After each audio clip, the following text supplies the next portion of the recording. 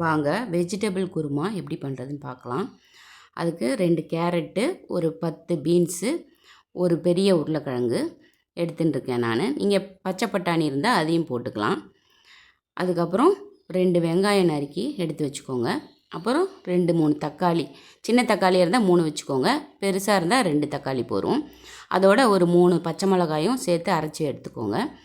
அப்புறம் தேங்காய், பொட்டுக்கடலை, பெருஞ்சீரகம் 3ம் போட்டு அரைச்சி எடுத்து வச்சுக்கோங்க. அதுக்கப்புறம் ஒரு குக்கர் போட்டு அதில் பட்டை, லவங்கம், பெருஞ்சீரகம் இதை போட்டு நல்லா பொரிக்க விடுங்க.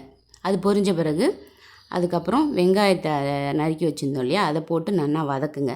அது நல்லா வதங்கின பிறகு தான் இஞ்சி பூண்டு பேஸ்ட்டை போட்டு அதையும் வதக்கி விடுங்க. அதுக்கப்புறம் அதுவும் வதங்கணும். வதங்கின பிறகு அதுக்கப்புறம் தக்காளி விழுதையும் போட்டு அதையும் நல்லா வதக்குங்க. வதக்கிட்டு அதுக்கு தேவையான உப்பு போட்டுக்கோங்க. போட்டுட்டு கரம் மசாலா 1 ஸ்பூன் போட்டுக்கோங்க. அப்புறம் மிளகாய்த்தூள் 1 ஸ்பூன் போதும். ஏன்னா பச்சை மிளகாய் அதோடு அரைச்சிருக்கோம் இல்லையா, அதனால் இந்த காரம் போதும். போட்டு நல்லா வதக்கி விடுங்க. அந்த பச்சை ஸ்மெல்லெல்லாம் போகணும். நம்ம வதக்கிறதுல தான் எல்லா டிஷ்ஷுமே இருக்குது. அதனால் நல்லா வதக்குங்க. வதங்கின பிறகு இந்த மாதிரி எண்ணெய் பிரிஞ்சு வரணும். அதுதான் நமக்கு இது எண்ணெய் பிரிஞ்சு வர அளவுக்கு நல்லா வதக்கி விடுங்க. வதங்கின பிறகு அதுக்கப்புறம் இந்த காய்கறியை நறுக்கி வச்சுருந்தோம் இல்லையா, அதெல்லாம் போடுங்க. போட்டுட்டு இந்த அரைச்சி வச்ச விழுதை, பொட்டுக்கடலை, தேங்காய், பெருஞ்சீரகம் அரைச்சி வச்சுருந்தோம் இல்லையா, அதையும் சேர்த்துட்டுருங்க. சேர்த்துட்டு அதுக்கு தேவையான அளவு தண்ணி விட்டுக்கோங்க. ரொம்ப திக்னஸ்ஸாக ஆகிடும் நீங்கள் கம்மியாக விட்டிங்கன்னா தண்ணி.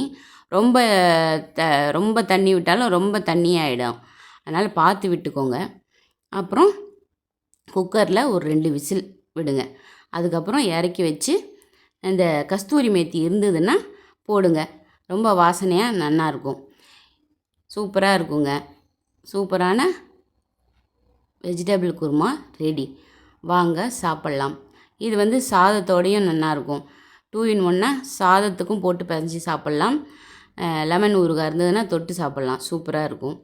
அப்புறம் இந்த மாதிரி சப்பாத்திக்கும் தொட்டு சாப்பிட்லாம். அதனால் நீங்கள் ஒரு டிஷ் பண்ணிங்கன்னாவே ஒரு நாளை இது பண்ணிடலாம். அவ்வளோ அருமையான வெஜிடபிள் குருமா ரெடி. வாங்க சாப்பிட்லாம்.